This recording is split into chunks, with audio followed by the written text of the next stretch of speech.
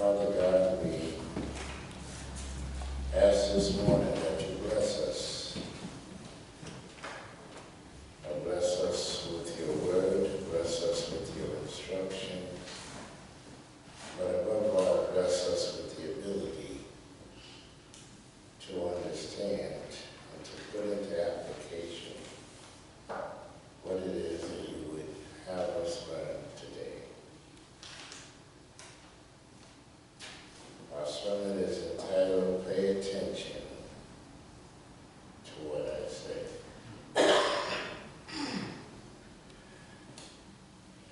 Yesterday, I had the opportunity to gaze out of my window. It was a nice day. I'm sitting in my office and I'm formulating some of what I'm going to speak about in a moment. But in my observation, I seen a couple, I presume to be man and wife, with their two children. And children, as they are, they're frolicking, they don't have a care in the world, and they're dancing and they're going up the street. And I heard the mother call out, be careful, and I heard the father say, come back here. And it really didn't dawn on me what I was watching and how it was applicable to the message today. But I soon come to understand that the parents, out of love, were trying to instruct the children not to get too far out in front of them because they would not be under the, I want to say, the eyesight or the security of the parents. The little girl that was frolicking, just going about her joy, the mother was instructing her not to play too close with that joy to the sidewalk for, who knows, she could trip and some danger would befall her. And I'm going to be honest with you, I didn't make the connection until this morning. Because when I was formulating the sermon, and especially the title, Pay Attention to What I Say, I asked the Lord, when did we get so grown that we don't need to pay attention to what our Father says?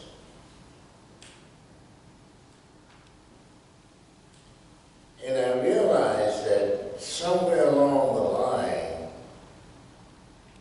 many of us, watch this word now, in Christendom,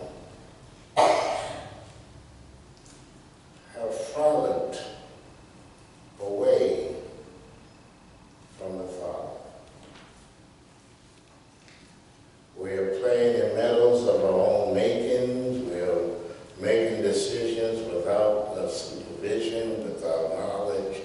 We've even formed a form of godliness, and that in many ways we worship and we idolize.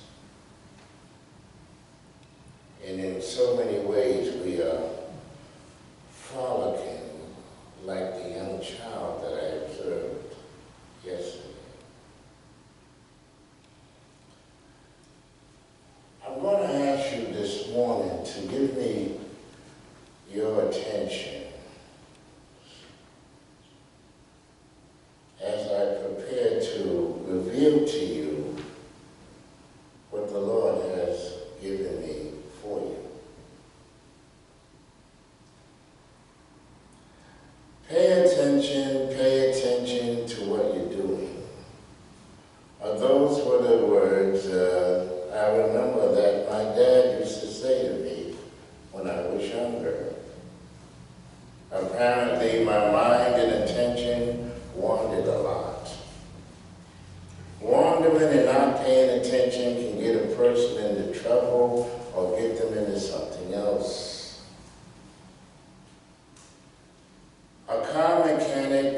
received a repair order that read, "A check for clunking sound when going around corners." So he took it out on a test drive, and sure enough, whenever he went around the corner, he heard a clunk.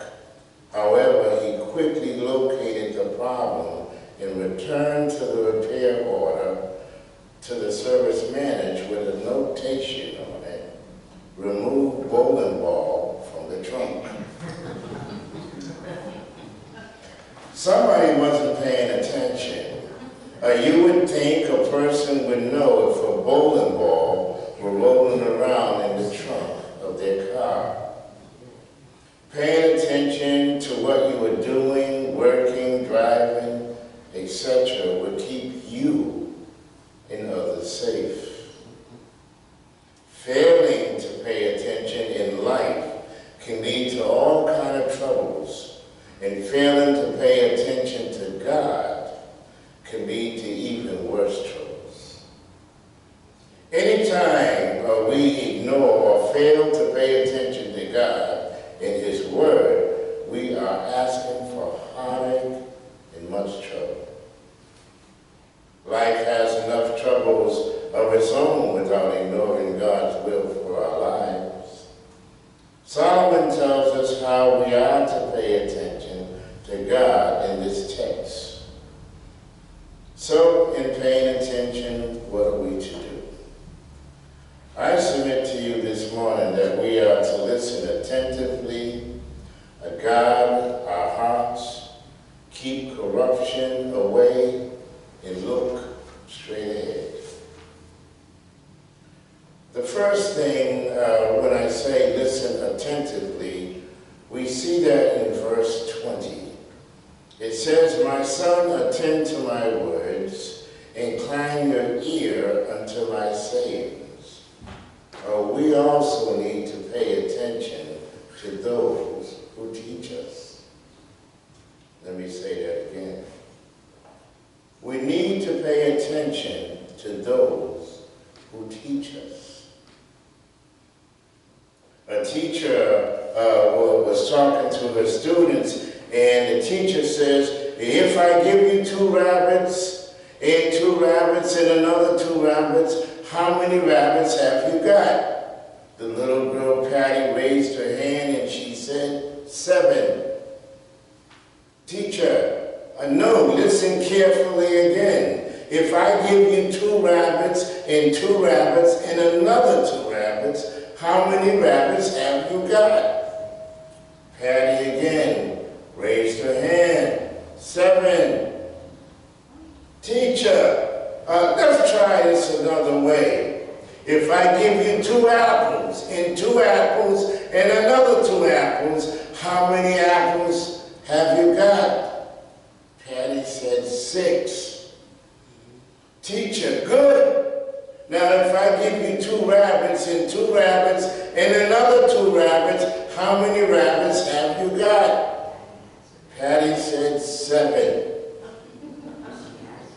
"Teacher, how on earth do you work out the 3 lots of 2 rabbits is 7? Patty says, "I already got 1 at home." You see, beloved, Patty was a smart girl. She paid close attention to the teacher's questions than the teacher thought.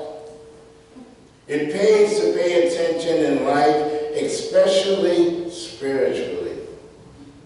It seems like many people are living in some kind of a dream world, and they are completely oblivious to the evil in this world and the people around them.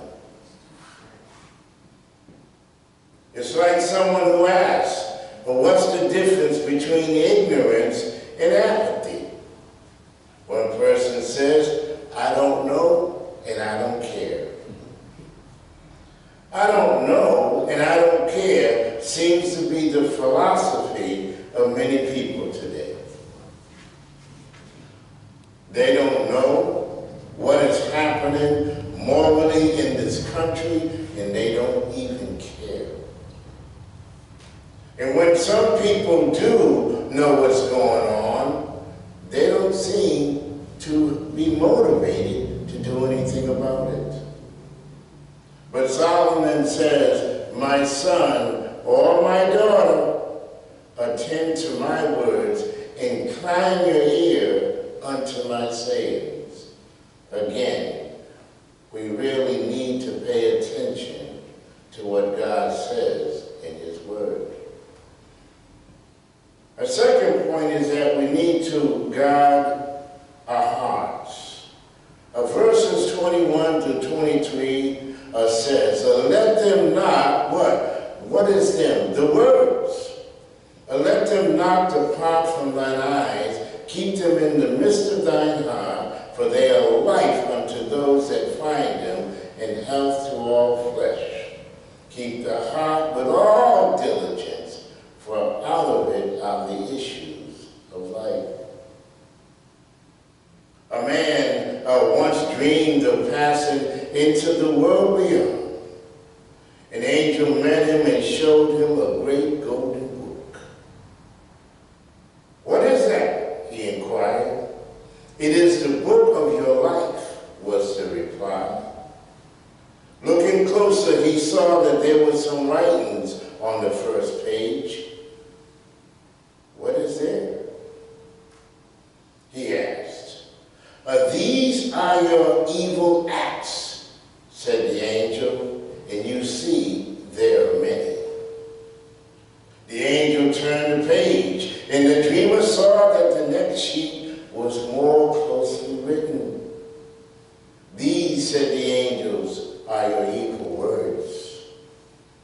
And you see that they are more of them than your acts. For a man or a woman speaks more than they act. The man trembled. The next page was still more closely written. What are these? Asked the dreamer.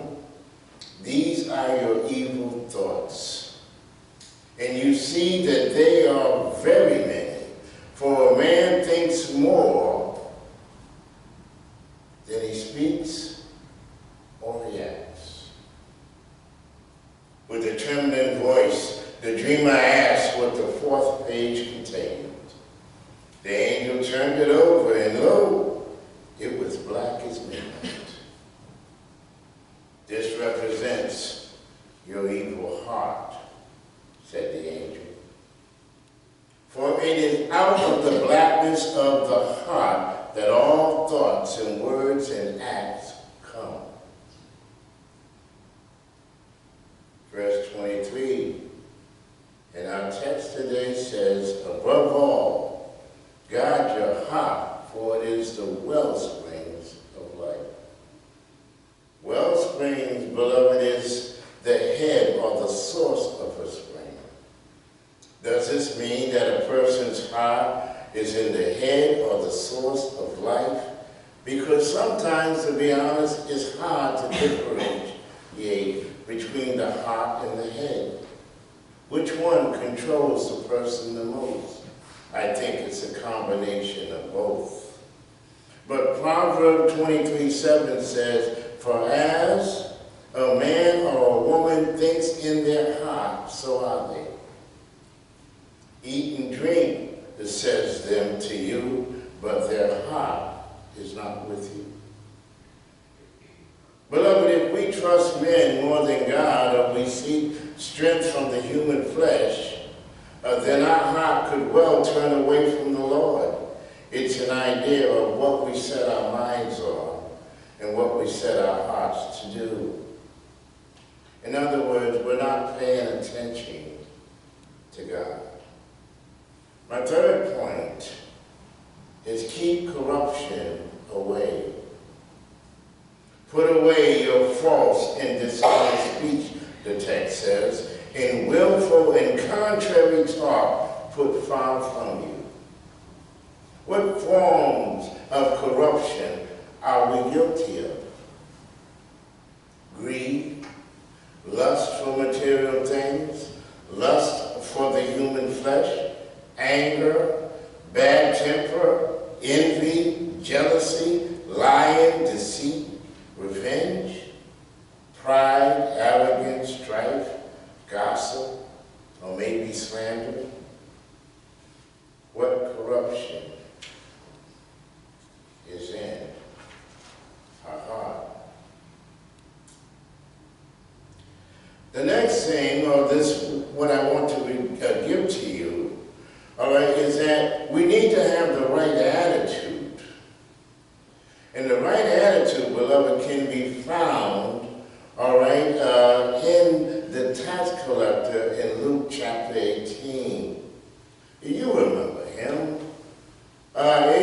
was the one who could not even look up to heaven, but he beat his breast and said, God, have mercy on me, a sinner. You see, in God's world, all right, the way up actually is the way down, and the way down is the way up. Preacher John Wesley's mother once wrote to him when he was in college. She wrote, would you be judge of the lawfulness or the unlawfulness of a pleasure? Use this rule. Whatever weakens your reason, impairs the tenderness of your conscience, obscures your sense of God, or takes off the relish of spiritual things, whatever increases the authority of your body over your mind, that thing to you is sin. Wow. What a woman. What spiritual insight. And the next thing that I want to talk about is found in verses 25 to 27. And the point here I want to make is that we all need to learn to look straight ahead. It says, let your eyes look right on and let your eyelids look straight before you. Ponder the path of your feet and let all your ways be established. Turn not to the right hand nor to the left. Remove your foot from evil.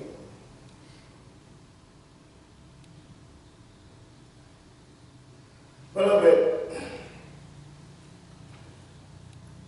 to be honest with you, there are some times that God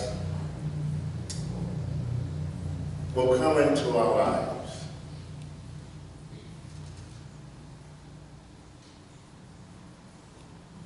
And I must admit, he comes in some very strange ways. Sometimes ways you don't even expect. As I said earlier when I opened up the sermon, I really have to be honest with you, because titling a sermon, pay attention to what I say, for people who don't have the right frame of mind, that's a turn-off to them. Who is the pastor to think, quite frankly, that I have to listen to him? But then when he gave me the illustration, the revelation of watching the family, I realized, quite frankly, that the only thing that we are guilty of, and that is not paying attention.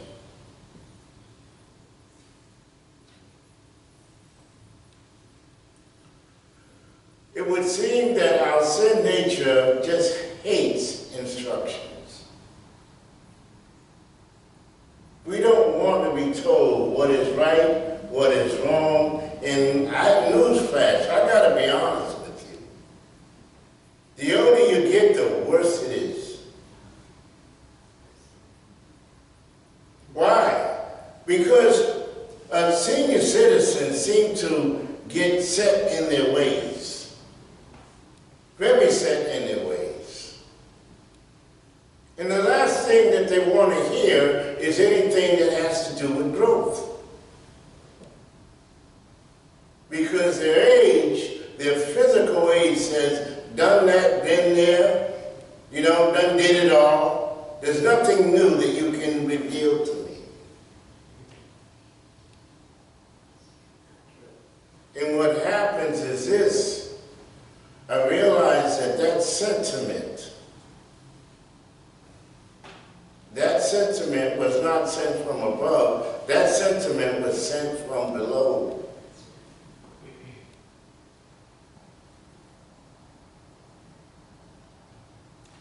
That family yesterday that I observed, all right, that family let me know that there are times in our lives when we really stop believing that we are a child of God. We start believing that instead of being childlike, we have become partners or associates, or even in some people's minds, equals.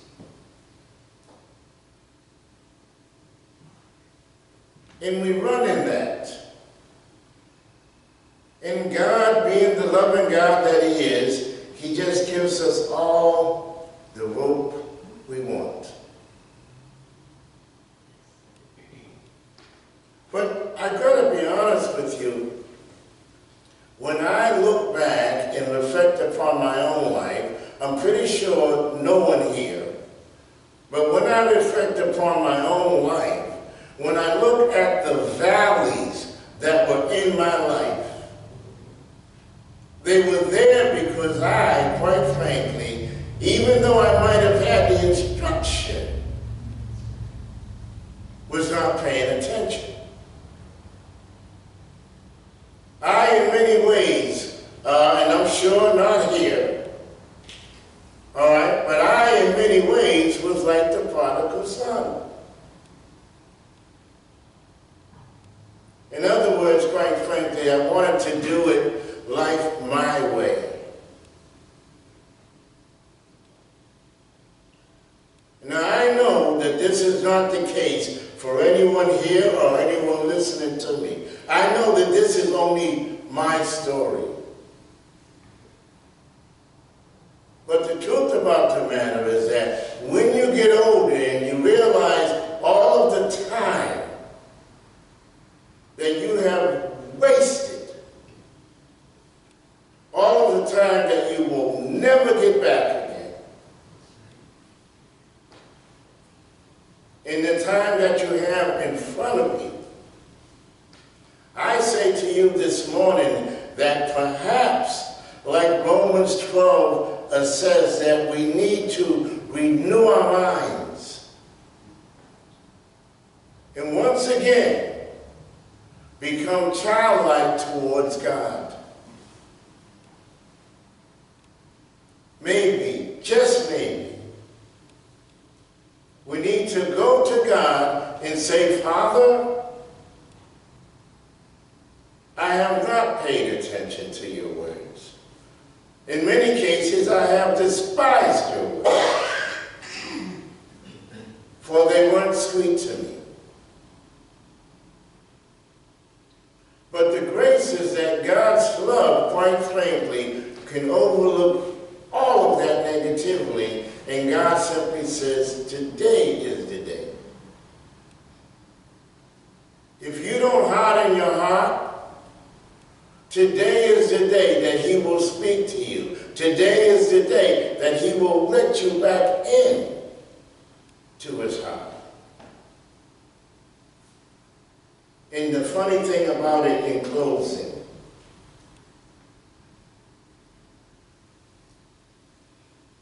God will reveal, because He's done it to me over and over and over again, He will reveal your arrogance.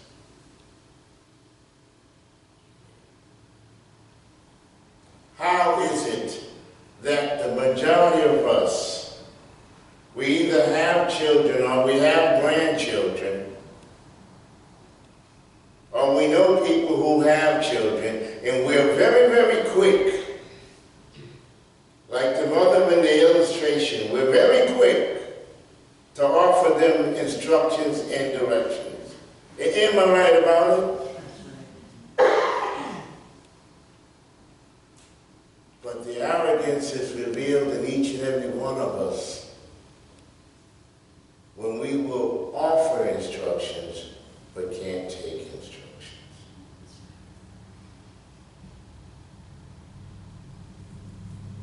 And so, God is asking all of us today, can we take instructions? Do we have the ability, do we have the innate desire to turn this thing around?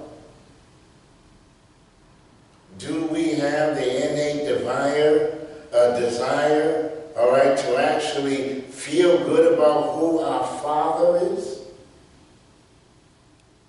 and what He and His Son has done for us?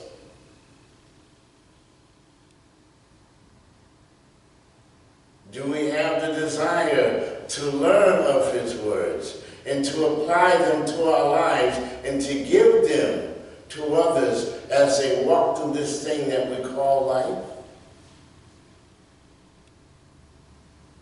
Is it fair to others that they walk through this life blindly when we have the light?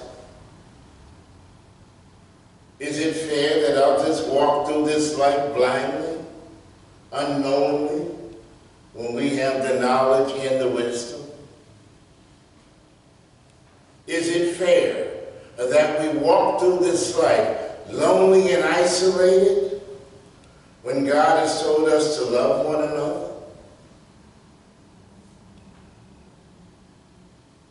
Let me answer that for us. No. And so this morning, God is asking all of us, even the one who is speaking to you, to pay attention to Him, to give Him an audience. And you may say, why? I'll tell you why. Because He gave you one this morning.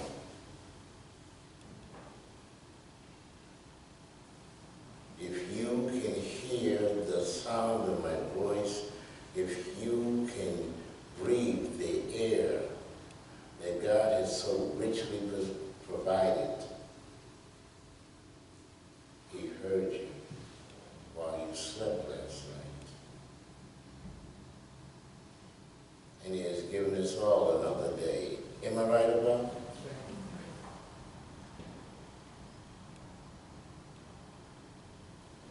So just maybe, I am reminded from a movie scene. I believe it was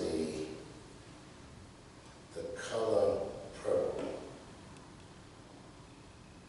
Some of you all might be familiar with it. Some of you all may not be familiar.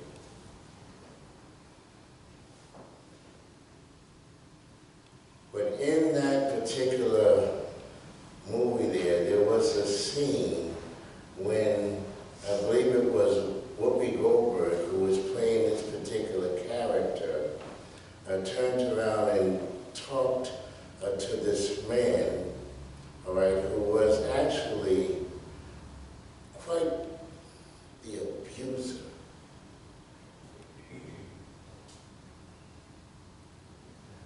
And God had turned the tables around, as He always does. And this man, quite frankly, his world would not come together at all.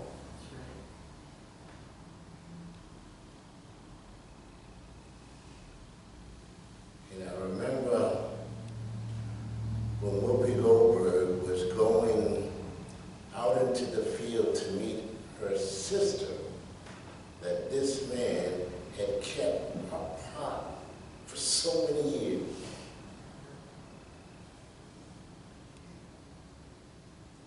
She turned around and she said something to this man that I will never forget. And she looked at this man and she had her hands like this, pointing at that man.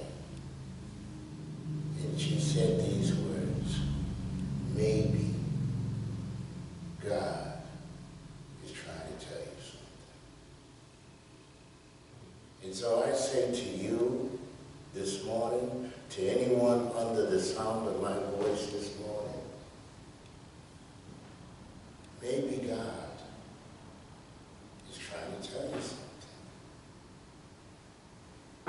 Maybe out of love, He's really reaching out to you and to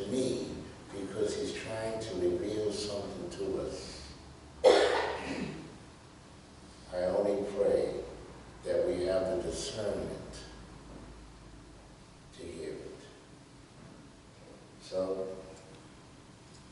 in closing, our closing song is entitled, Only Trust Him.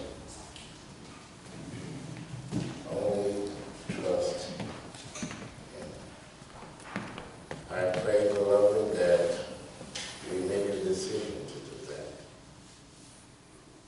I pray that we make a decision to share what God has given us